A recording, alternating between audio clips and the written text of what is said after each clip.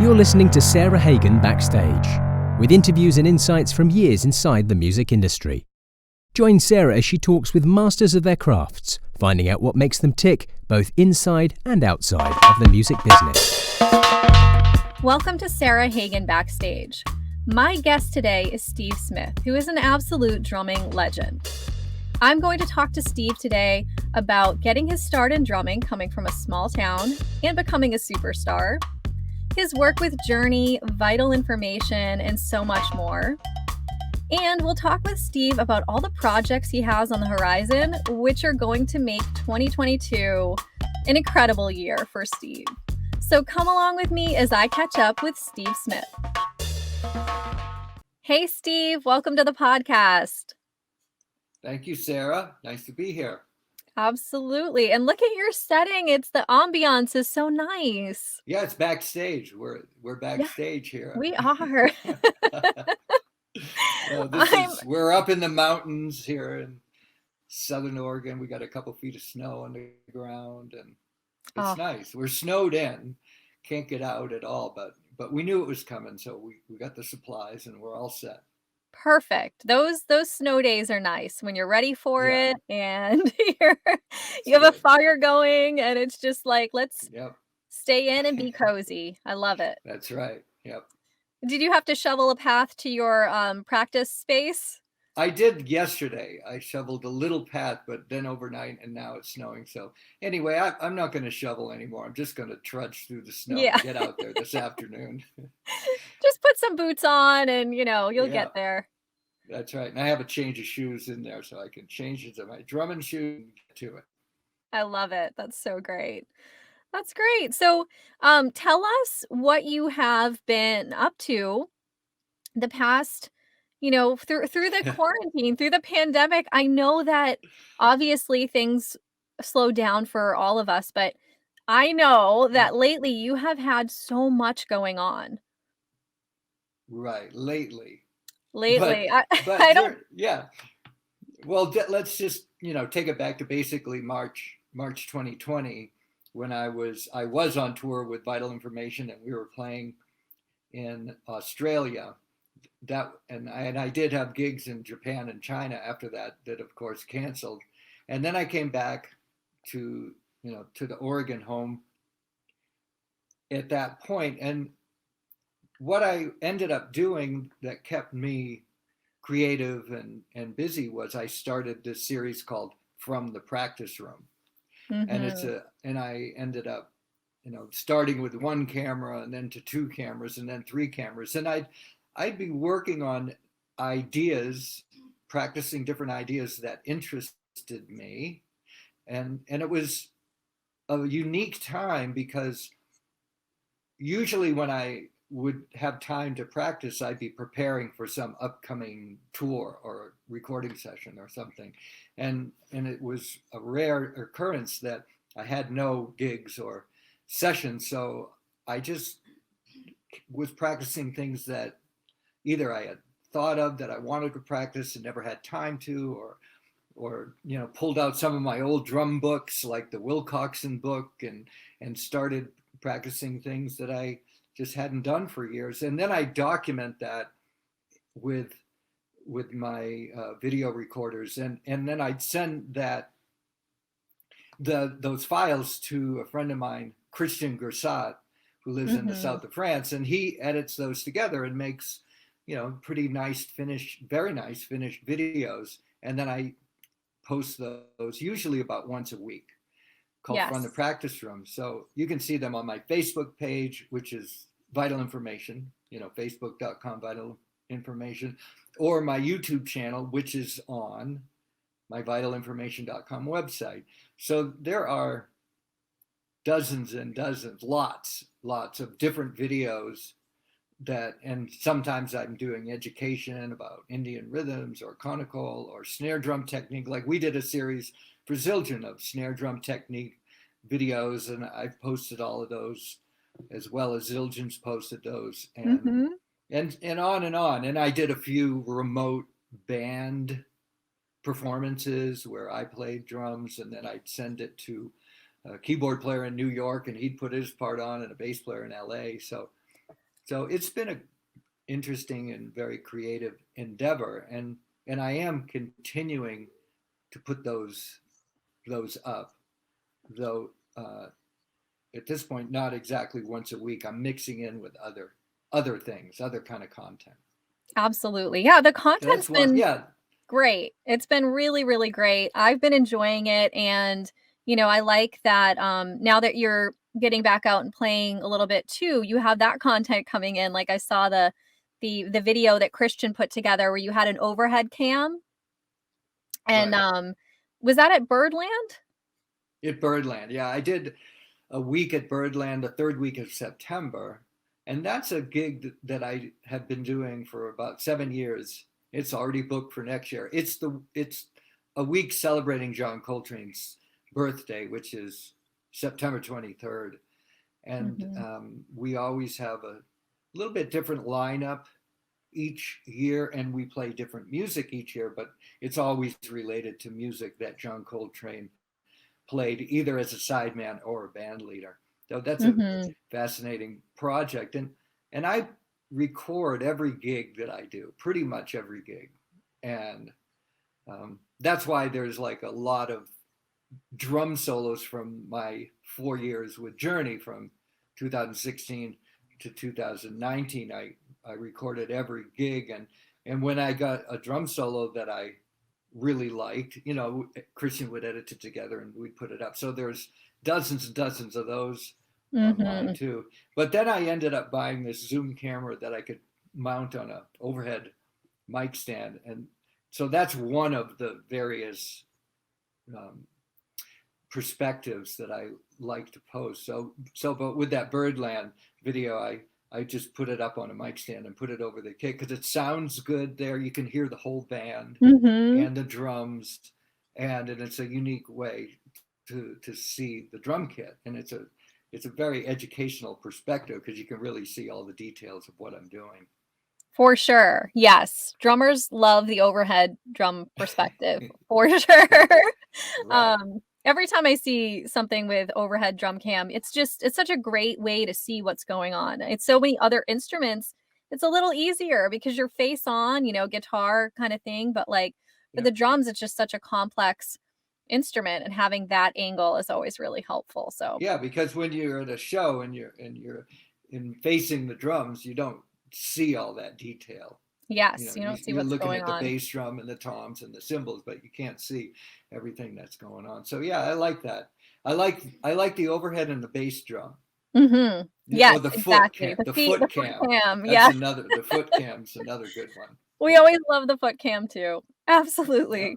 And I love that you film all of the drum solos too. I was lucky enough to be able to stand side stage with your wonderful wife, Diane, in Yeah. Boston when you came through with Right. Journey, and see up close your solo that night. It was just so fantastic, of course.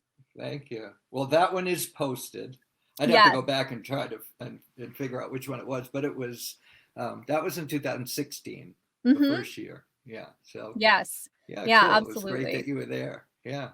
Yeah, I'll have to go back and look too, and the sites that you mentioned too, I'll put, links in the show notes for Yeah. anyone who's listening on the podcast, and then also in the YouTube description so people can just Sure. And I click in. post them on IGTV as well.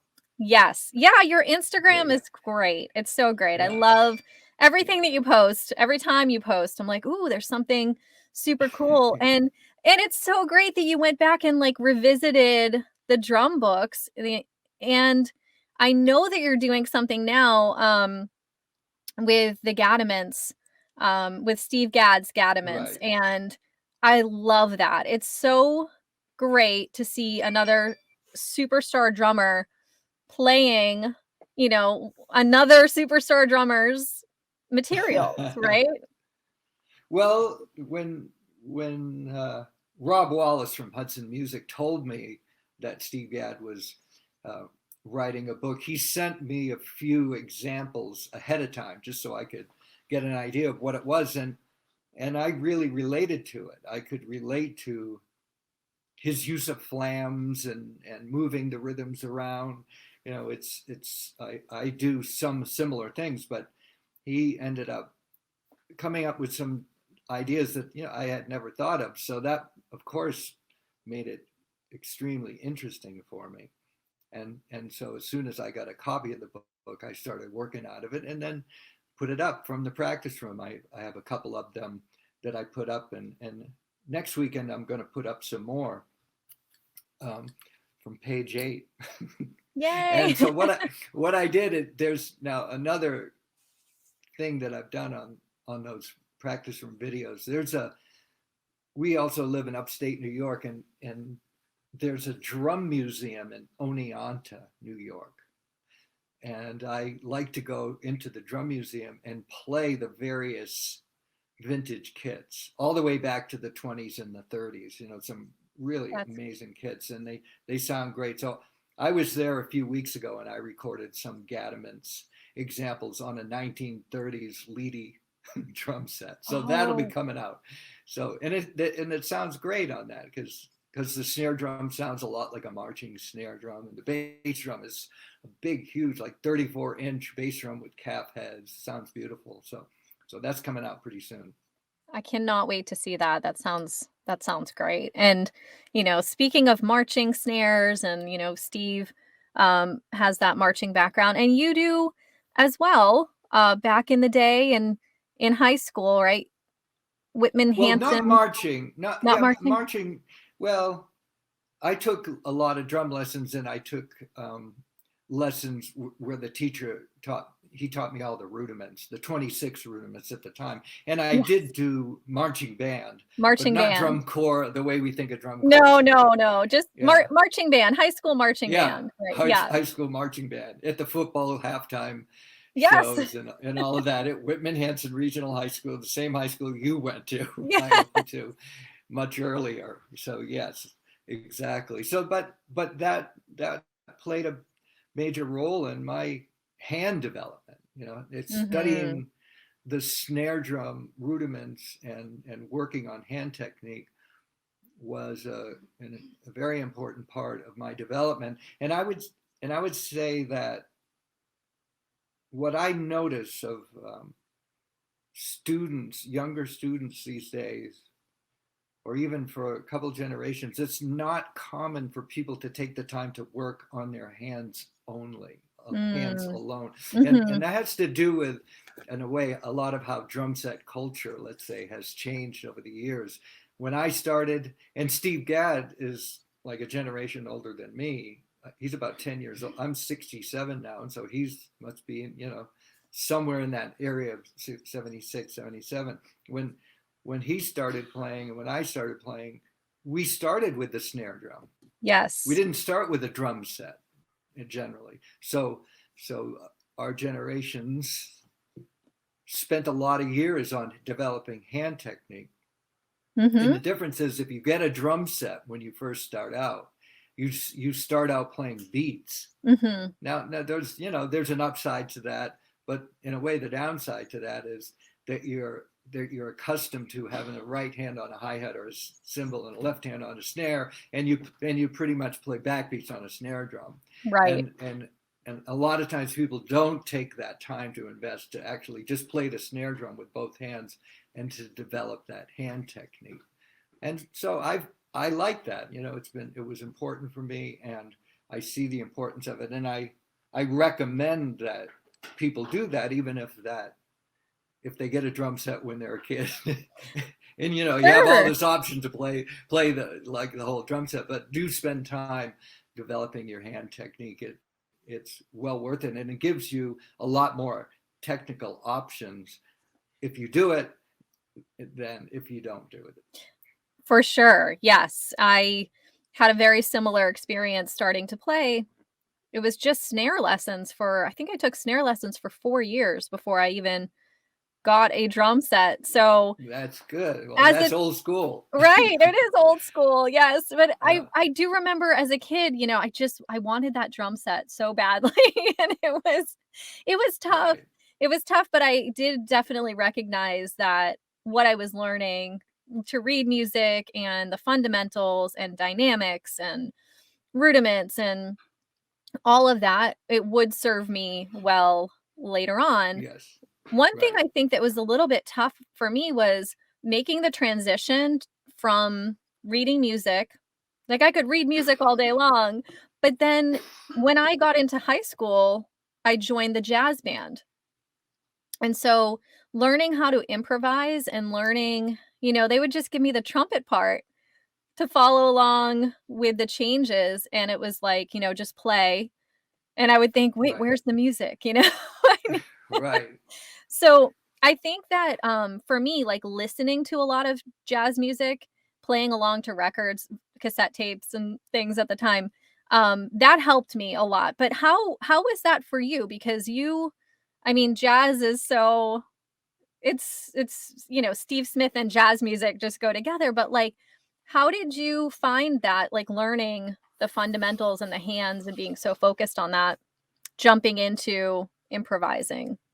Well, it would, if I talk my lessons, I was taking lessons from a teacher in Brockton named Billy Flanagan, and I started in the fourth grade, and I stayed with him until the end of high school when I graduated in 1972. So the lessons did eventually, after about 3 years, incorporated the drum set. So he taught me in that swing style of jazz independence. So I did eventually, after like 2.5, 3 years of snare drum, got a drum set, and my orientation was playing swing. And we went through the Jim Chapin book, and then we went through the Ted Reed syncopation book, using it to read the line as a left hand part, a left hand and bass drum part with the jazz ride cymbal. So that was my orientation to playing the drum set, was swing, jazz swing. And I say swing to go back before bebop. So my teacher was from the swing era. So for an example, more like Gene Krupa era than Roy Haynes or Max Roach. Sure. So like really old school. So that proved to be a good background, because it goes back to the roots of the drum set. And then from there, just through listening and then playing, I picked up on how to make my playing more and more modern. And then, of course, growing up in the 60s, I was a teenager when Jimi Hendrix put out Are You Experienced in 1967, and Led Zeppelin came out in 68. And so I was buying those records and playing along to those records, as well as playing along to Count Basie records and Buddy Rich records. So it just all organically came together. And then when you think about that, it's like that's what fusion drumming is in a way. It's just that organic melding of jazz drumming, big band drumming, small group drumming, rock drumming, R&B drumming, which I was doing all of that to work when I was a kid, and then going to Berkeley and meeting other like-minded musicians my age, and we were just all developing, and it all kind of melded into this whatever it is that I do now. It all has its roots back then, whatever you want to call it. But it is like, in a way, I play fusion, rock, R&B, jazz. Like, it's just U.S. music is the way I see it. I said it in one of my videos, like I'm a U.S. ethnic drummer. I can play all the styles of music that had its origins in the USA. Absolutely. That makes a ton of sense when I think about your diversity in playing and what you were listening to and what you came up listening to, and then add in, like, outside of the US, add in the Indian rhythms and all of that you added to your repertoire. That makes a ton of sense to kind of come together and create the Steve Smith we know today. Right. Yeah. Well, it's interesting to look back on it. And well, so let's bring that up to like what, something that I'm working on right now is the Modern Drummer Legends book. Yes. Yeah. Let's talk about that. I wasn't sure if you could talk about it or not, but I'm so happy. Yeah, definitely. Yeah. When the idea has been around for a while, and and they, Mr. Frangione, who now is the owner and editor of Modern Drummer, he asked me if I wanted to do it, and I said absolutely. And I got a good friend of mine, Mark Griffith, involved, and I said I'd like Mark to do my interview. And Mark he's a drummer and a teacher and lives in the New Jersey area, and he's written liner notes for some of my albums, and I've done a lot of interviews with him, and he really knows a lot about jazz and drummers in general, rock drumming. He's a historian, and so when I got him involved, Dave Frangione was pretty impressed with him and hired him to do all the Legends books. Oh wow! So he just did Peter Erskine and Kenny Aronoff, and so mine's on the forefront now. We're trying to finish it, but it's a lot of work. Like I did 2 interviews with him in person in New York, and each one was 6 hours and the other was 8 hours. So wow. There's a lot of editing to do. Sure. Because it's one thing to talk about, like he interviews me and I answer questions and then we discuss things. But then, I take that interview and I rewrite it so it reads a lot better than just transcribing what one says in the moment. Absolutely. So that's a lot of work. And so we're, so what the Legends book is, it's all 5 cover stories that I've had in Modern Drummer. So all of that will be in there, plus this new, very expansive overview of my entire career.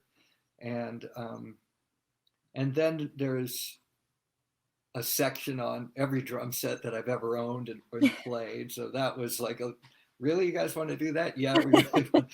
So that was a lot of research, to go through and try to remember and find photographs of all these drum sets that I've had ever since I was a kid, and write about that. And then there's a section of transcribing certain parts of certain songs. So that's another thing that we went through.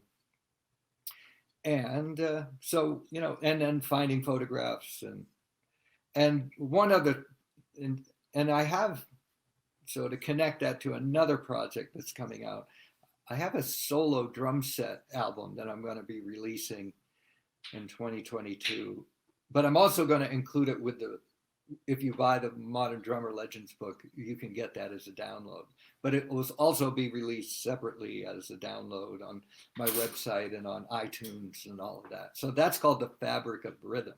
Wow.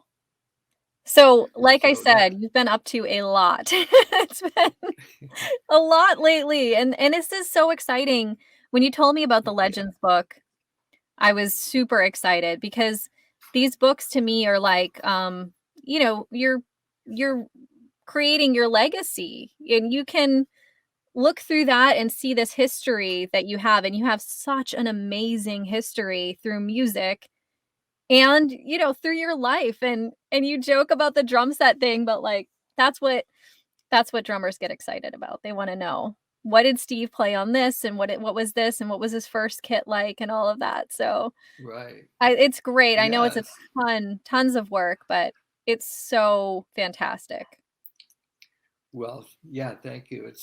It's interesting to go through your life and try to relive and remember lots of details of things, but it's helpful to get a perspective, an overview. It's an interesting and unique thing to do.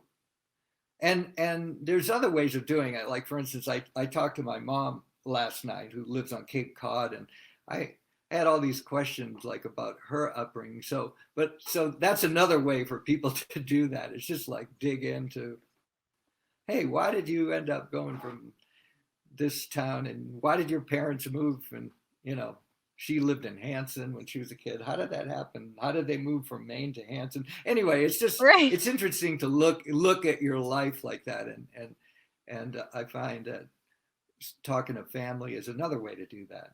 Really dig into family history and find out ideas of how did people end up where they did and doing what they do. So absolutely, it's and helpful. I think it's fascinating, coming from, you mentioned earlier that we went to the same high school, and Yeah, I grew up in Hanson, like you just mentioned, where your mom ended up moving to, and you grew up in Whitman, and it was a regional high school. So right. we um, we weren't there at the same time, but I grew up in high school with your picture on the Hall of Fame, the Wall of Fame in the high school Right. auditorium. So, and it was stolen once. I don't know if you know that. The picture was stolen. I think No, I someone, didn't. yeah, they replaced it, but I think somebody really wanted that. That's funny. Um, but it's just amazing to me because, it's a small town in Massachusetts, and I just Yeah. wonder when you were younger, if you had these thoughts of being in a world traveling rock band, playing arenas and all of that. Not at No? all. No, it wasn't on my radar at all. And I, and that's a thing I've been writing about in this Modern Drummer Legends, because Mark Griffith asked me about career longevity. Mhm. He putting an emphasis on, these drummers that are being interviewed for the most part have very long careers. And but my when I was in high school, my fondest dream would have been to play with the Stan Kenton Big Band or the Woody Herman Big Band or Maynard Ferguson Band. So my orientation was to be an employable working musician, like a sideman, just a working drummer, a working Mhm. player. So I didn't have the kind of aspirations that some people come up with, where they want to meet, the other like-minded musicians and start a band, and Sure. then make it in a band. And of course, we know a lot. Well, not you could say lots of people have, but lots of people haven't.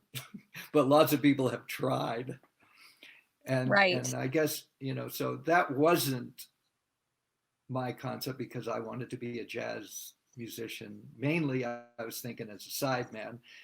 Later I became a band leader and sideman. But I guess the point is, I had aspirations to be an employable musician. So you need certain skills, and my training gave me those skills. Mhm. You were meant to reading music, and I had good time. Like, I worked on developing good time, and this was before click tracks. It was like drummers needed to be an employable drummer, you needed to have good time. So that was just a concept Mhm. that one would work with to develop the ability to keep steady time.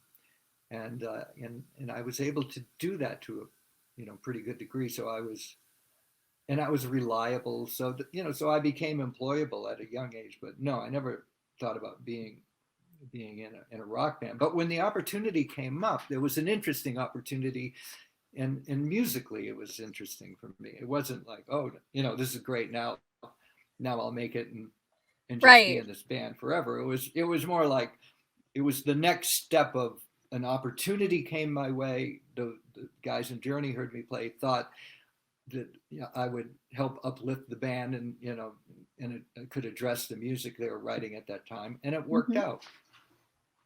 um, but I also felt as though that wasn't what I aspired to do, though. It was, in a way, I saw it was like a launching pad Mhm. for my own career, and it was a great time. And I'm proud of the body of work that we Mhm. created during that time. But then I needed to go out and do what I was more interested in, which was, then I went and toured with Steps Ahead, and put my Vital Information group on the forefront, and worked as a sideman with very good jazz musicians, and as a band leader with Mhm. great musicians that I wanted to collaborate with. So that became my more important work. Yeah, well, it sounds like it gave you the opportunity to do what was in your heart creatively that was yours. Yes, Yeah, I exactly. like that. That Yeah. I love that.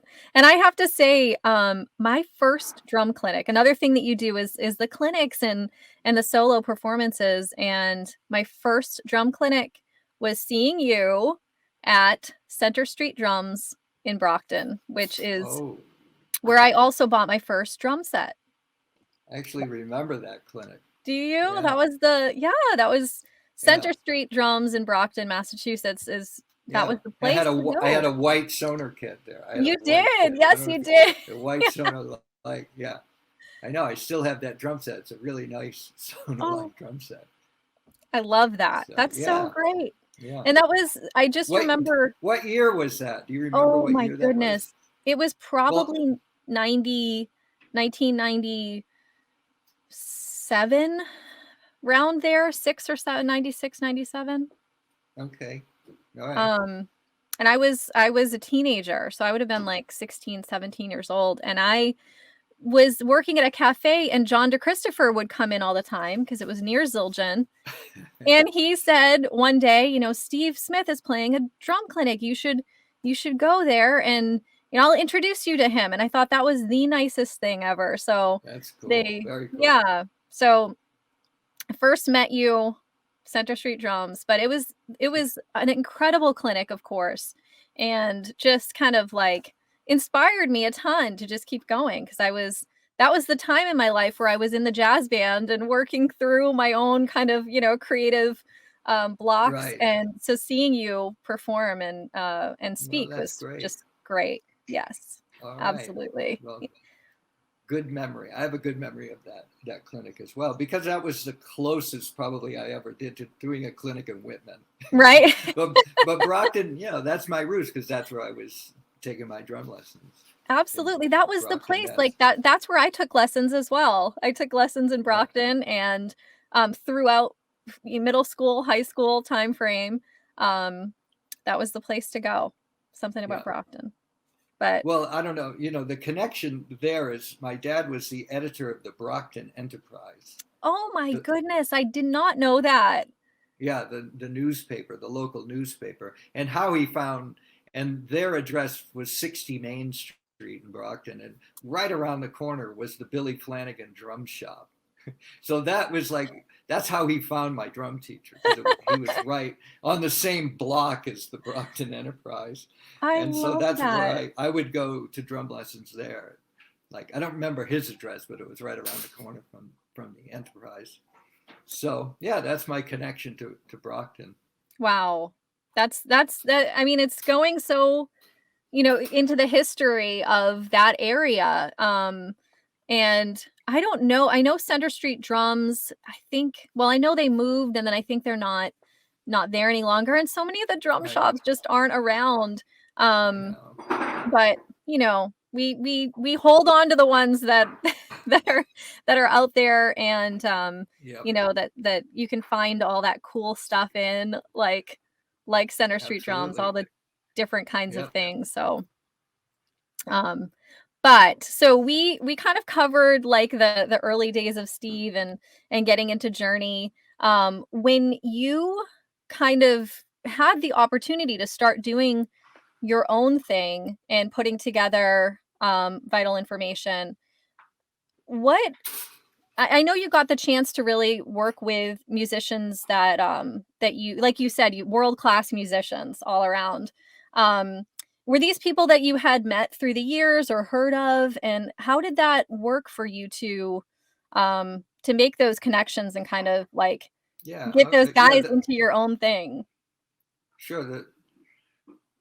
This is a good topic for me, but because I'm working right now with a record company called Wounded Bird, and they're putting out the first 4 Vital Information albums on CD, and it's called the Complete Columbia Years because my first 4 albums were on Columbia Records.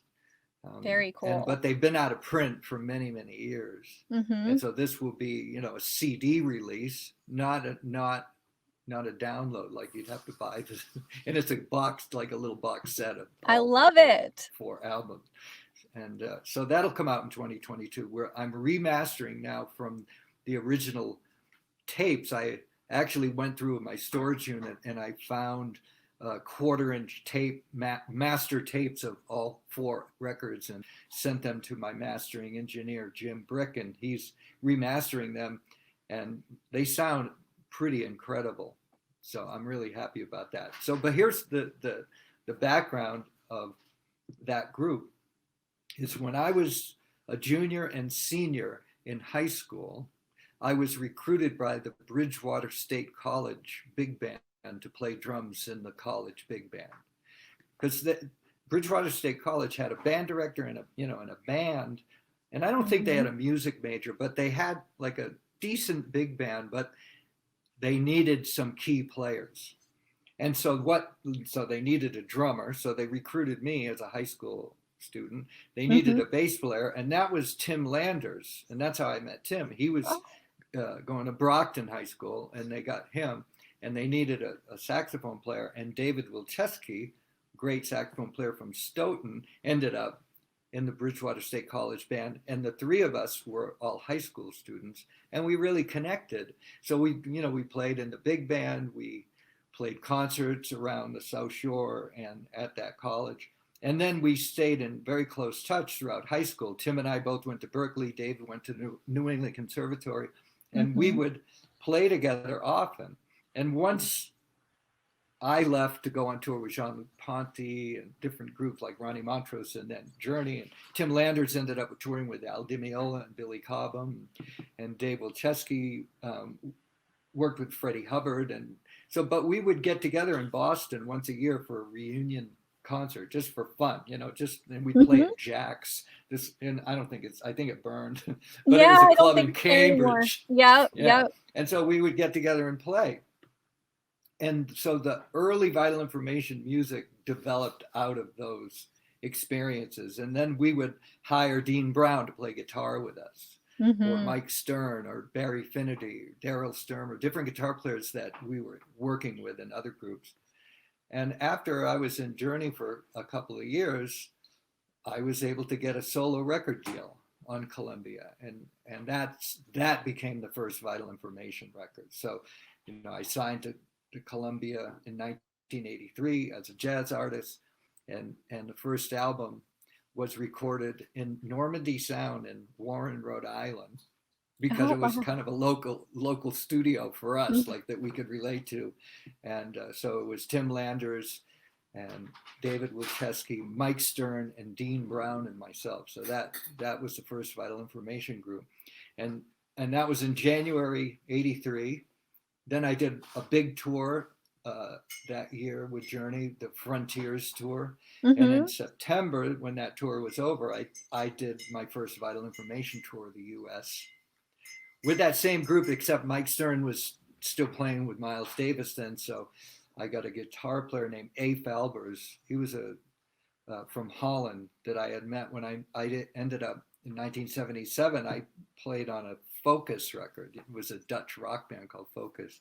And I met A. Falbers, great guitar player. So, he took Mike Stern's place for that tour. So then we did a big US tour in '83, and then went right back into the studio and recorded the second record, because we had worked up so much material on that tour. So that album's called Orion. Okay. And then I moved to Marin County and had a nice home and built a home studio. So my next album, Global Beat, was recorded at my home studio.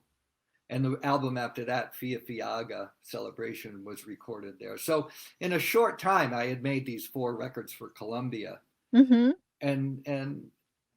done a fair amount of touring. So that was, a very creative time. And then eventually, Columbia dropped me. Like that happens. That's like people make records for a record company and then they get dropped. And then, I went on, got signed by other labels, and you continue to develop your body of work and tour. So now eventually, and the first 2 records never came out on CD. They were only released on vinyl and cassette. The other 2, Global Beat, because they were they came out before CDs. So Pre-CDs, yeah, right? pre-CDs, yeah. So then the other two were released on vinyl and cassette and CD as an afterthought. So Mm-hmm. they didn't sound as good as they could have sounded. Mm-hmm. And so that's why I think this new collection, now we're mastering them for CD, and they sound a whole lot better than how they were originally Yes. sounded. So I'm pretty excited about having those Yeah, come out. I bet. I'm excited too. And when do you think those are coming out, or do you have a date for those? Well, no date is at this point, but it'll be probably spring Mm-hmm. 2022. Pretty soon. We're almost done with the mastering. I think this is the last week we're going to work on it, and then we'll get the artwork and get it all manufactured and put out. That's so great. Okay, so we will look Yeah. for that for sure. And I mentioned earlier, we talked a little bit about your diversity and all of the genres that you are just incredible at. And I didn't know this. This is one thing I did not know about Steve Smith. But in Okay. my kind of referencing, checking things and seeing what you were up to that I didn't want to miss out on talking about today, I saw that you played on a really, really successful Mariah Carey album back in the day. Right. The second album, Emotions. Yes, Emotions, and I'm like, "How did I not know this?" Like, that's amazing, because it's just like another area that that you have in your, history. Right. Well, I was, in living in the San Francisco Bay Area. Mhm. I lived there from, well, the late 70s until 2005. Part of what I did there is I did studio session work, Mhm. and it wasn't it's not like LA or Nashville or something, but this Bay Area has its own scene, and I was getting a lot of calls to play on records that were being made there, pop records. And there were a Mhm.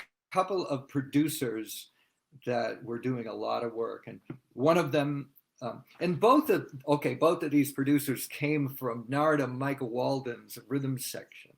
So Okay. Narada was a very prolific producer in those years, and he was making Whitney Houston records and Aretha Franklin and Kenny G, and Mhm. all of these, and then some of his players branched out on their own and became successful producers on their own. And one of them was Corrado Rustici, who from Italy, but was working with Narada, and then he became like the top producer in Italy, and made a lot of Italian pop records, but made them in San Francisco. Made the Mhm. tracks or not in San Francisco proper, but Berkeley, California, at Mhm. Fantasy Studios. So, and I was his first call drummer, so I ended up doing a lot of those records.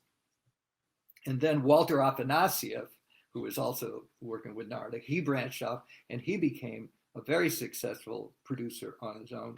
And Mariah Carey was one of his artists. And so Mhm. so he hired me, and but like Savage Garden is another one. I don't know if that came up, but he produced Savage Garden, and that's how I ended up playing on one of those albums. Mhm. And Tina Arena, an Australian artist, a lot of just a lot of these pop artists, and I just go in and play drums. It Mhm. was just a pop session that I did. And so with the Mariah Carey project, I remember I played on 2 tracks. So one of the tracks was recorded at Skywalker Ranch, Oh, very George cool. Lucas's place. Yeah, and so I ended up doing a number of things there because people were using that room as they just go in and rent it for the day or the week or whatever. Mhm. So one of the tracks we recorded at Skywalker, and then a second track we recorded in New York City, and that was before I was living in New York and had an apartment in New York. So Walter brought me to New York, and I remember Eric Gale on guitar, Will Lee on bass, and Walter played piano, and we recorded a track, and Mariah came to the session, And so wow. this is very early on in her career. She was very young, and it was, right after her first album and first success. Actually, Mhm. Walter called me to play on the first record, and he sent me a tune, and I learned the tune, and it was on the way to the studio, and he said, "Okay, Steve, never mind." Oh no. Yeah, because the president of Columbia heard the demo with a drum machine, and he really liked that. So he said, "Let's not add real drums." So I almost was on the first record, but whatever the president, I think it was Tommy, told us that no, we don't. Just keep it like the demo. So, Mhm. but then on the second record, it worked out. So I got to meet her, and that was interesting and exciting days, and being in New York and working on that session. It's a good memory. It was pretty fun. Absolutely. It sounds like it. I'm glad I Yeah, brought that up. I just when I came yeah. across that, I was like, "Wait a minute. What?" It's so great. And I should have, it shouldn't have surprised me. I thought it was super cool and just I add have a platinum record from that. I really. don't know what to do with it. That's so great, Steve. Yeah. Well, and I feel like this interview is a lot of people are going to listen and get excited about the Legends book because like I want to hear more. I want to read all about this. I want to, read the details and everything about your career in music because it's been so fantastic and there are so many aspects to it. Like, it's it's not been this kind of like one No, Direction kind of thing. Like you've really built this incredible legacy. it's pretty multifaceted, multi-directional. I know. Absolutely. And It is. well, and I just heard today that the Modern Drummer Legends books will also be available digitally through Hudson Music, Oh, which is, great. yeah, really, it's going to be a really nice way, easy way to get the books because, it's not, I think it's going to be kind of hard to find them in bookstores, literally, or you'd have to order the book. But if you want a digital copy of it, you'll be able to get it through Hudson Music. So Oh, that's that's good great. news. That's Yeah. really great news. And I'll put some links. I know it's not coming out tomorrow, but we'll No, put some links. This sometime next year, right, sometime sometime next 2020, year. But 2022. Yeah. it sounds like 22 is going to be a really great year for you. And I'm looking forward to all this great, Yeah. all this great Yeah. news and the great things coming up. Is there anything else that you want to share that's on the horizon for you? Well, as you know, we've been talking with Drumeo about doing some educational material for Drumeo. So that is a new project. I'm just starting to think about what to talk about, what to teach. But Mhm. it's an interesting format, with the Drumeo format. So that's something I'm currently working on now to develop content for Drumeo. Absolutely. Yes, and that will be a Yeah, 2022 um release as well. So we can look forward to that's right. all Yep. of those great things. And before we go today, I just want to ask, I mean, I feel like you've given so much great advice in this podcast already just through you talking, but is there anything that you would like to impart onto the next generation of drummers coming up? Oh, that's a big It question. is a bit yeah, and I really do think you've covered so much about like the Yeah. fundamentals of drumming and being Well, multifaceted. I think seeing live music is something that's been difficult to do for the last couple of years, and Mhm.